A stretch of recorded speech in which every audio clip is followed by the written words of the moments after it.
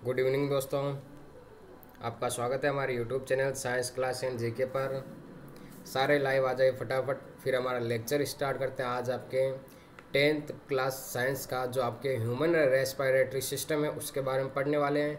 हमने digestive system के बारे में पढ़ लिया था और आज हम पढ़ने वाले हैं आपके रेस्पिरेटरी सिस्टम के बारे में। एक बार सारे लाइव आ जाइए, फिर हमारा लेक्चर स्टार्ट करते हैं बहुत ही अच्छे ढंग से।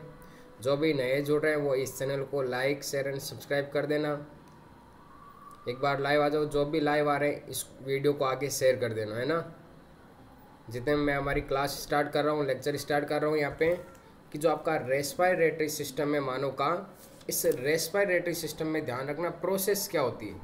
सिर्फ आपके ऑक्सीजन को अंदर लेना और CO2 को बाहर निकालना, ये सिर्फ प्रोसेस नहीं है। ये आप छोटी क्लासों में पढ़ रहे थे कि ऑक्सीजन को अंदर लेते और CO2 को क्या करते हैं, बाहर निकालते हैं। वो प्रोसेस कौन सी होती थी, आपके रेस्पिरेटरी सिस्टम की होती थी। पर आज हम जो पढ़ने जा रहे हैं वो आपके रेस्पिरेटरी सिस्टम की पूरी डिटेल्स पढ़ेंगे कि मेन रेस्पिरेटरी सिस्टम है तो इसमें क्या प्रोसेस होती है। सिर्फ आपके ऑक्सीजन को अंदर लेना, सिर्फ आपको ऑक्सीजन को अंदर लेना और CO2 को बाहर निकालना, वो प्रोसेस नहीं होती। Good evening everyone, good evening. अच्छा ठीक है, सारे लाइव आ गए हैं ना। तो सिर्फ आपके ऑक्सीजन को अंदर लेना और CO2 को बाहर निकालना, ये आपके रेस्पिरेटरी सिस्टम का सिर्फ ये कार्य नहीं है। अब जो ऑक्सीजन अंदर ले रहे हैं उसका क्या कार्य है, ठीक है, उसके बारे में भी देखेंगे। और CO2 बाहर निकालते हैं तो वो शरीर में आपके कहाँ से आती है, हमारे शरीर को ऊर्जा कहाँ से प्राप्त होती है, उस सारी प्रोसेस के बारे में आज समझेंगे। तो ये मानव का जो श्वसन तंत्र है, रेस्पिरेटरी सिस्टम, तो इसके में देखते हैं कि ऑक्सीजन अंदर ली जाती है, उस ऑक्सीजन का उपयोग क्या होता है।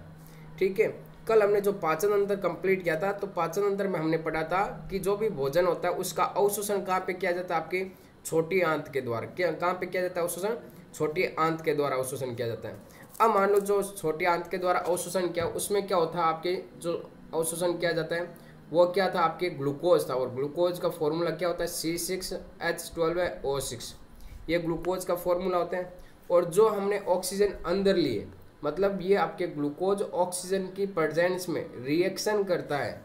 और ये मतलब क्या होता है कि ग्लूकोज का ऑक्सीकरण होता है, ऑक्सीजन की उपस्थिति में हो रहा है, मतलब क्या होता है, ग्लूकोज का ऑक्सीकरण हो रहा है। और ग्लूकोज का ऑक्सीकरण हो रहा है मतलब क्या होता है, तब ऑक्सीकरण होता है तो यहाँ पे प्रोडक्ट बनते हैं, वो बनते हैं आपके CO2 H2O और इसके साथ में ATP बनती है। अब ये ATP है क्या, यहाँ पे ये ATP है आपके ऊर्जा है। क्या है ये, आपके ऊर्जा, एनर्जी है जो आपके शरीर को प्राप्त होती है। एनर्जी ये आपके शरीर को प्राप्त होती है एनर्जी। और जो CO2 होती है ये आपके बाहर वातावरण में मुक्त कर दी जाती है। अब देखना, जो आपके ये ग्लूकोज था ये तो हमने कल भोजन के द्वारा शरीर के अंदर ले लिया, छोटी आंत के द्वारा इसका अवशोषण कर लिया। अब ये जो ऑक्सीजन है यहाँ पे, ये ऑक्सीजन ध्यान रखना, ये आपके श्वसन तंत्र के माध्यम से कहाँ पे आई है, शरीर के अंदर आई है। इस ऑक्सीजन का उपयोग किस में हो रहा है, आपके इस ग्लूकोज के ऑक्सीकरण में, ऑक्सीडेशन में। ऑक्सीकरण को क्या बोलते हैं इंग्लिश में, ऑक्सीडेशन। इस ग्लूकोज के ऑक्सीकरण में किसका उपयोग हो रहा है, आपके ऑक्सीजन का उपयोग हो रहा है। और इस ऑक्सीजन के उपयोग के द्वारा क्या बन रहा है, आपके CO2 बन रहा है, H2O बन रहा है और ATP। और ATP है क्या, एनर्जी। और ये एनर्जी किसको प्राप्त होती है, हमारे शरीर को। जब हम कार्य करते हैं तो ये ATP किसको प्राप्त होती है, हमारे शरीर को एनर्जी मिलती है। अब क्या होता है, ये CO2 वापस वातावरण में आपके फेफड़ों के द्वारा बाहर निकाल दी जाती है, बाहर उत्सर्जित कर दी जाती है। और ये H2O आपके पसीने के रूप में शरीर से बाहर निकाल दिया जाता है। किस रूप में, पसीने के रूप में। ठीक है, तो मेन प्रोसेस क्या होगी आपके, कि जो ऑक्सीजन अंदर लेते हैं, इस ऑक्सीजन का उपयोग ग्लूकोज के ऑक्सीकरण में किया जाता है। अच्छा, समझ में नहीं आया ना।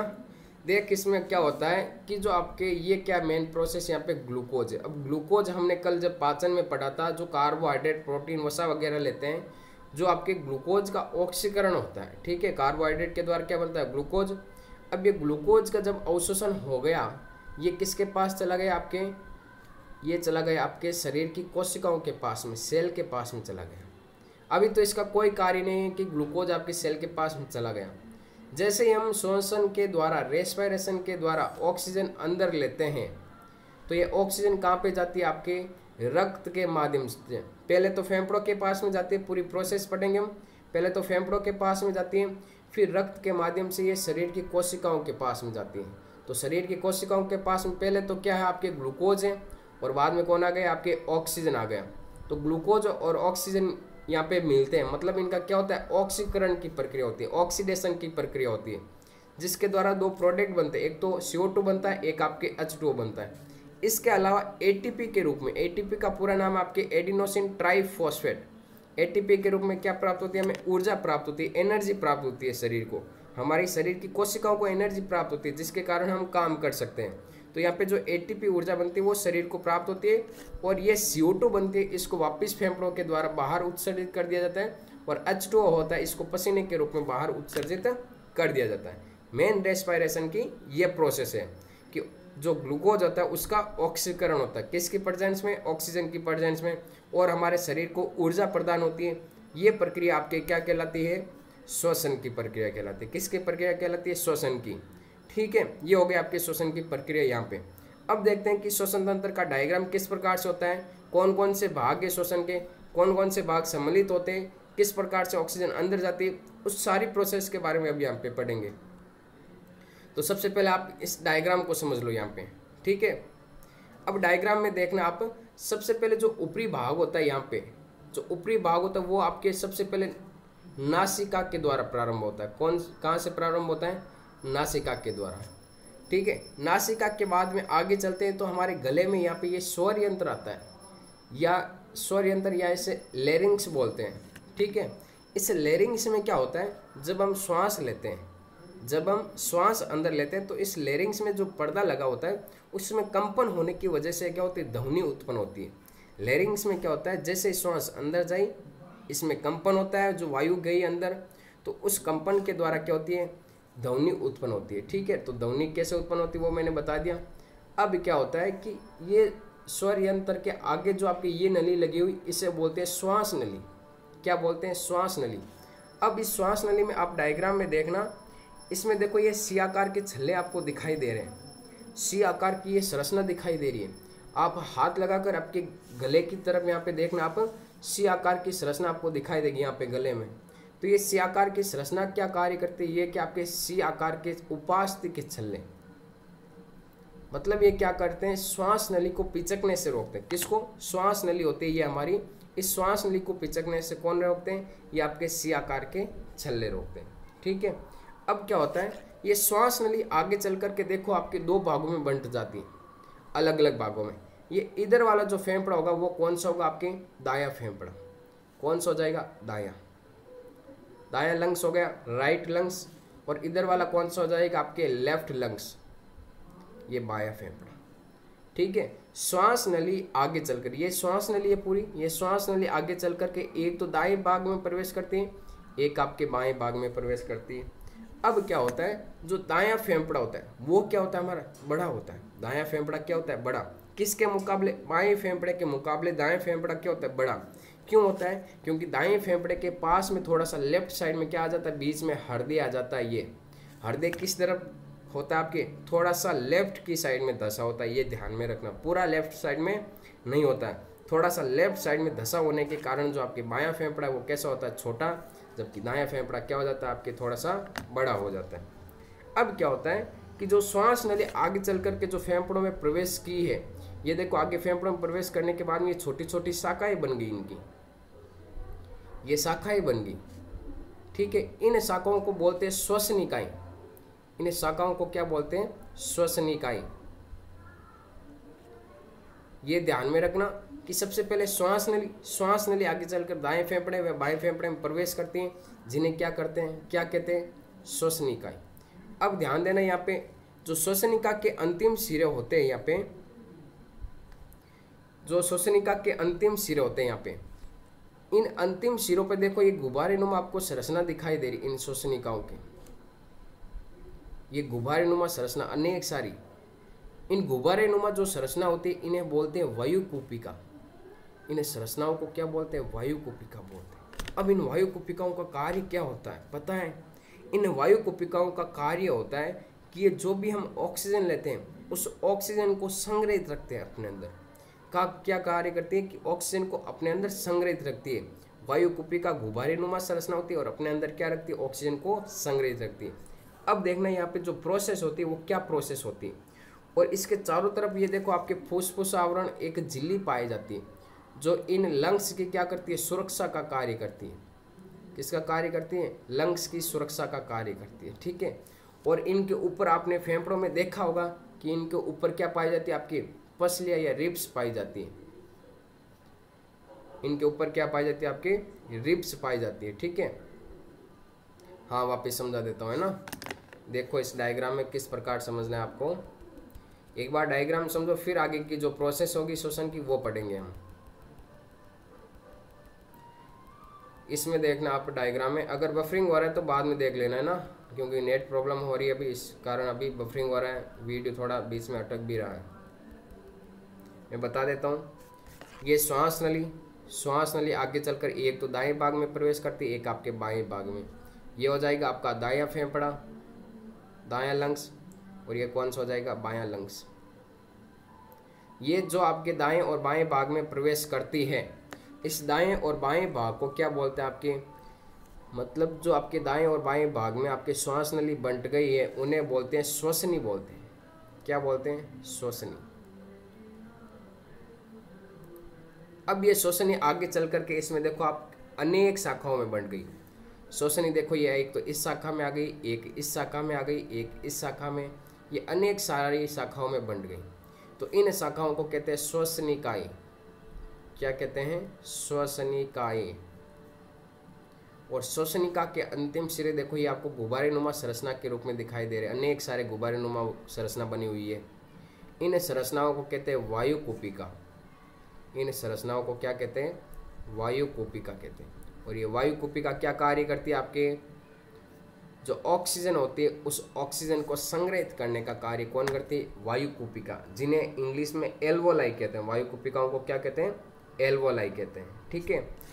अब देखना इस फुफ्फुस या लंग्स के चारों ओर ये देखो आपको संरचना दिखाई दे रही है एक चेन के समान।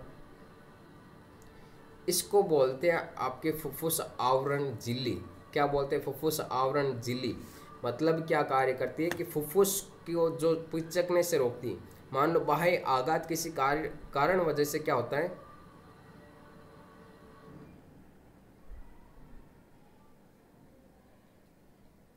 थोड़ा नेट प्रॉब्लम की वजह से आपको साफ दिखाई नहीं दे रहा है ना।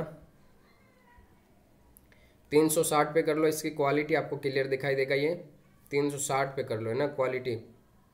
मैं बता देता हूँ जितने में, बाद में देख लेना अगर बफरिंग हो रहा है तो आप इस वीडियो को मैं एक बार बता देता हूँ ये पूरा। और ये क्या करते हैं? फुफ्फुस आवरण झिल्ली इन फुफ्फुसों की सुरक्षा का कार्य करता है। फिर क्या होता है कि ये तो हो गई आपके फुफ्फुस की संरचना, दायां फेफड़ा और बायां फेफड़ा। फिर आगे ध्यान देना, इसके नीचे की ओर जो आपके ये संरचना दिखाई दे रही है, इस संरचना को बोलते हैं डायफ्राम। क्या बोलते हैं? डायफ्राम, या हिंदी में बात करें तो मध्यपट। हिंदी में क्या बोलते हैं? मध्यपट बोलते हैं। अब इस डायफ्राम का कार्य क्या होता है कि मेन उत्तरदायी जो श्वास हम अंदर लेते हैं, श्वास बाहर निकालते हैं, इसके लिए मेन उत्तरदायी कौन है? आपके डायफ्राम।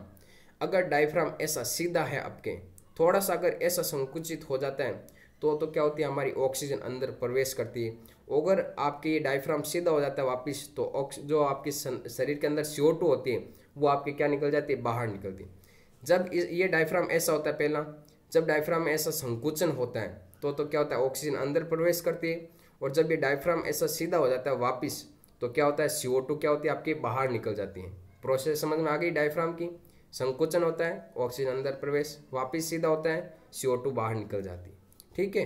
इसी प्रकार इससे क्या बोलते हैं? आपके श्वसन की मांसपेशी बोलते हैं। इससे क्या बोलते हैं? श्वसन की मांसपेशी बोलते हैं। ये ध्यान में रखना, डायफ्राम को क्या बोलते हैं? श्वसन की मांसपेशी बोलते हैं। ये आपके डायग्राम था। अब देखो आगे प्रोसेस क्या होती है इसके अंदर। सबसे पहले जो वायु होती है, वातावरण की जो ऑक्सीजन रहती है, ये ऑक्सीजन आपकी किस में प्रवेश करती है? फेफड़ों में। किस में प्रवेश करती है? फेफड़ों के अंदर। फेफड़ों से ये ऑक्सीजन जाती है आपके रक्त में। कहाँ पे जाती है? रक्त में। और रक्त के माध्यम से ये रक्त कहाँ पे पहुँचता है? शरीर के विभिन्न भागों में। तो अपने साथ में किसको ले जाता है? ऑक्सीजन को। रक्त घूमने के लिए जाता है शरीर के विभिन्न भागों में दौड़ने के लिए, तो इस ऑक्सीजन को भी बोल देता है भाई तू भी चल मेरे साथ में, तेरा भी वहाँ पे क्या काम है, कुछ बहुत सारा ग्लूकोज बढ़ा है, उसको क्या करना है? तुझे तोड़ना है और शरीर को क्या प्रदान करनी है? ऊर्जा प्रदान करनी है। तो रक्त भी क्या करता है, इस ऑक्सीजन को बोलता है कि तू भी मेरे साथ चल। तो ये ऑक्सीजन भी क्या करती है कि चलो भाई मैं भी चलता हूँ तेरे साथ में, मेरा काम है तो वहाँ पे। तो ये ऑक्सीजन क्या करती है, वहाँ पे जो ग्लूकोज पड़ा रहता है उस ग्लूकोज को क्या करता है, तोड़ने का कार्य करता है, और उससे हमें क्या प्राप्त होती है, एटीपी के रूप में ऊर्जा प्राप्त होती है। अभी ये हाईलाइट के तौर पर हमने समझी प्रोसेस, ठीक है, हाईलाइट के तौर पर ये प्रोसेस समझिए। अब इस प्रोसेस को आप अच्छे से वापस समझा रहा हूँ मैं एक बार, और थोड़ा थोड़ा बढ़ के ना एकदम लो लेवल से हाई लेवल की तरफ चल रहे हैं। जो ऑक्सीजन होती है सबसे पहले नासिका गुहा में प्रवेश करती है। जो आपके नाक होते हैं, नाक के अंदर 2 छिद्र है, उन्हें क्या बोलते हैं, नासिका गुहा, ठीक है। ये नासिका गुहा आगे चलकर किस में खुलती है, नासाग्रसनी में खुलती है। और नासिका गुहा में क्या उपस्थित होते हैं, आपके रोम उपस्थित होते हैं। क्या उपस्थित होते हैं, रोम। और ये रोम क्या करते हैं, इस ऑक्सीजन के साथ, वायु के साथ आए हुए जो धूल के कण होते हैं उनको रोकने का कार्य कौन करते हैं, आपके रोम करते हैं, ठीक है। रोम का कार्य क्या हो गया कि ऑक्सीजन के साथ या एयर के साथ आए हुए धूल के कणों को रोकने का कार्य कौन करते हैं, रोम। और शुद्ध वायु करके एकदम शरीर के अंदर भेजते हैं, ठीक है। और नासिका गुहा के बाद जो ऑक्सीजन होती है वो आगे कौन से स्टेप पे जाती है, आपकी नासाग्रसनी में। नासिका गुहा आगे चलकर नासाग्रसनी में खुलती है, और नासाग्रसनी आगे चलकर किस में खुलती है, श्वास नली में। तो ऑक्सीजन आगे कहाँ पे जाएगी, आपके श्वास नली में। श्वास नली आगे किस में चलती है, आपके 2 भागों में बंट जाती है। मैंने बताया था अभी 2 भाग डायग्राम में, इस प्रकार की संरचना थी, ठीक है, ठीक है। ये संरचना आपकी कौन सी कहलाती है, आपके श्वसनी कहलाती है। ये 2 श्वसनियाँ हो गई। ऑक्सीजन कहाँ पे जाएगी, श्वसनी में। श्वसनी आगे चल करके अनेक भागों में बंट जाती है, ये मैंने बताई थी संरचना डायग्राम। वो क्या कहलाती है, आपके श्वसनिका। तो आपके ऑक्सीजन कहाँ पे आ जाती है, श्वसनिकाओं में। और श्वसनिका के अंतिम सिरे मैंने बताए थे इस प्रकार फूले हुए होते हैं, अनेक सारे गुबारनुमा संरचना, उन्हें क्या कहते हैं, वायु कुपिका या एल्वोलाई। तो ऑक्सीजन कहाँ पे चली जाती है, अब आपके एल्वोलाई के पास में चली जाती है। देखो ऑक्सीजन कहाँ से कहाँ तक आ गई है ना, घूमती हुई। कितना काम किया है ऑक्सीजन ने, नाक के द्वारा, श्वास नली के द्वारा, श्वसनी के द्वारा, आपकी श्वसनिका के द्वारा वायु कुपिकाओं में चलेगी, इतना बड़ा कार्य कर दिया इन्हें। अब देखो क्या होता है, यहाँ पे एक इसको किडनैप करने वाला एक ब्लड आता है, ब्लड नाम का एक व्यक्ति आता है, यहाँ पे किडनैप कर लेता है इसको, किसको, ब्लड को, इस ऑक्सीजन को। और ब्लड क्या बोलता है इस ऑक्सीजन को कि चल मेरे साथ में चल तू, कहाँ पे, कि कोशिकाओं में चल। कोशिकाओं में बहुत बड़ा गार्डन है, वहाँ पे तेरी ज़रूरत है ऑक्सीजन की। ऑक्सीजन को बोलता है कि तू मेरे साथ में चल गार्डन, और गार्डन का नाम क्या है, कोशिका। और ये ब्लड क्या करता है, इस ऑक्सीजन को कैसे भी बहला फुसला कर अपने साथ में ले जाता है, कहाँ पे, कोशिकाओं में। और कोशिकाओं में क्या पड़ा रहता है, आपके ग्लूकोज पड़ा रहता है। और ये ग्लूकोज क्या करता है, इस ऑक्सीजन के साथ में मिल करके शरीर को ऊर्जा प्रदान कर देता है। क्या करता है, शरीर को ऊर्जा प्रदान कर देता है। ये आपके श्वसन की यहाँ पे प्रोसेस होती है इस प्रकार की, ठीक है।